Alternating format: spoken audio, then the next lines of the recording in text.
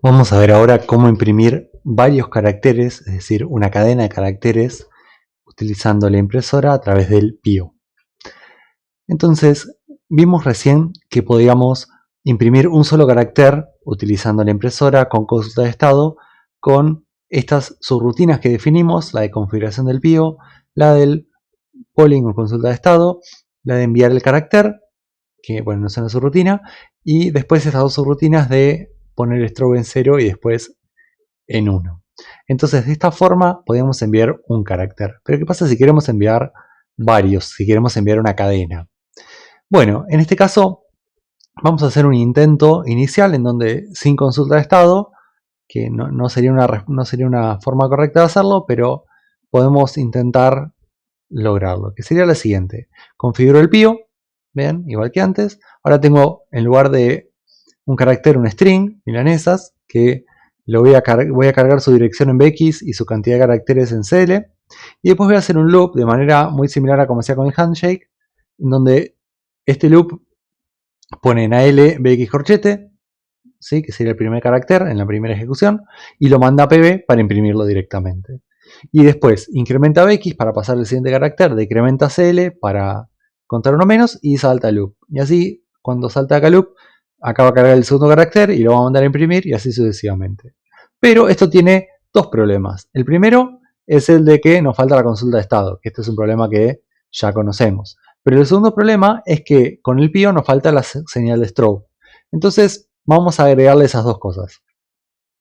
¿Cómo agregamos la consulta de estado? Bueno, lo que vamos a hacer es, acá tenemos el programa principal como estaba antes y acá tenemos nuestro loop casi como estaba antes, pero en este loop al principio vamos a agregar una llamada a la subrutina que hace la consulta de estado. Entonces mi programa va a empezar a imprimir, va a recorrer, pero al principio va a llamar a poll, que es esta subrutina que va a esperar hasta que la impresora esté libre. Cuando termine va a volver al programa principal y así seguimos y mandamos un carácter. Después, cuando terminamos de mandar el primer carácter, volvemos acá y volvemos a esperar para que antes de enviar el segundo veamos que la impresora está libre de nuevo.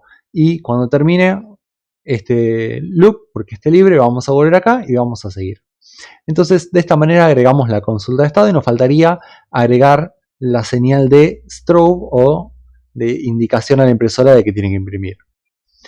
Para eso, lo que vamos a hacer es agregarle a este programa que hicimos acá dos cosas. Primero que todo, una inicialización del strobe al principio en 0. ¿Sí? Y acá vamos a invertir el strobe de como lo utilizamos antes, poniéndolo primero en 1 y después en 0. Entonces, ¿cómo sería este programa? Bueno, inicializo acá toda la configuración al principio, tengo mi string, inicializo el strobe en 0, espero a que la impresora esté libre, cuando está libre le mando el carácter, le mando el 1 al strobe para generar un flanco ascendente, ¿no? Porque estaba en 0 y después lo pasé en 1. E inmediatamente lo que hago es volver el strobe a 0. ¿Para qué? Para que la próxima vez que yo tenga que mandar un carácter, ya poniéndolo en 1, ya generé mi flanco ascendente. Y después lo que voy a hacer de eso es incrementar a BX y decrementar a CL para avanzar al siguiente carácter. Y bueno, si no terminé, si no imprimí ya los 9, voy a volver al loop y voy a hacer todo lo mismo de nuevo, ¿no? Esperar y etcétera, como dijimos antes. Entonces, ¿cómo sería esto en términos de esta visión del tiempo y la impresora? Bueno, lo que estamos haciendo es al principio de todo, ponemos el strobe acá en 0, ¿bien? Antes de mandar el H. Entonces ponemos el strobe en 0, vemos que la impresora no está libre, entonces ponemos el strobe en 0 acá y mandamos el carácter. Mandamos el carácter y después ponemos el strobe en 1, ¿bien? Para que la impresora lo note y lo empiece a imprimir. Y acá lo ponemos en 0, de nuevo, ¿no? Y así sucesivamente. Entonces, esta sería la idea de inicializarlo en 0, ¿no? Acá lo tengo inicializado en 0 y después en cada loop lo pongo en 1 y después lo pongo en 0 de nuevo y acá sería lo mismo, en 1 en 0, en 1 en 0 y en 1 en 0. Entonces vamos a ver cómo sería la ejecución de esto en el simulador. Vamos a hacer una ejecución rápida porque lo que más nos va a interesar es no la configuración de todo eso, sino veamos acá cómo funciona esto. Estamos llamando a Paul, ¿no? Ahí estamos... perdón, me faltó acá la configuración 1. Entonces vamos a ver que vamos a empezar a mandar caracteres, ¿sí? A la impresora y se van a ir poniendo en el buffer. Entonces vamos llenando el buffer. Fíjense que llamamos a Paul, después mandamos el carácter, después strobe en 1 y después en 0. Bien.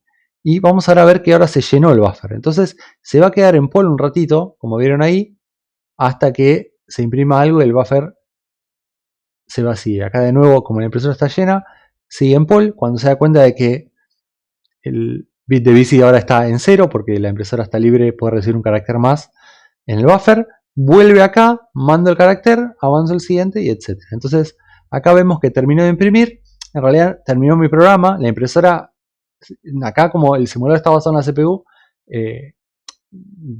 dejamos de simular, pero la impresora en realidad podría seguir imprimiendo y vemos que ya le mandamos todos los caracteres. La CPU hizo todo lo que necesitaba.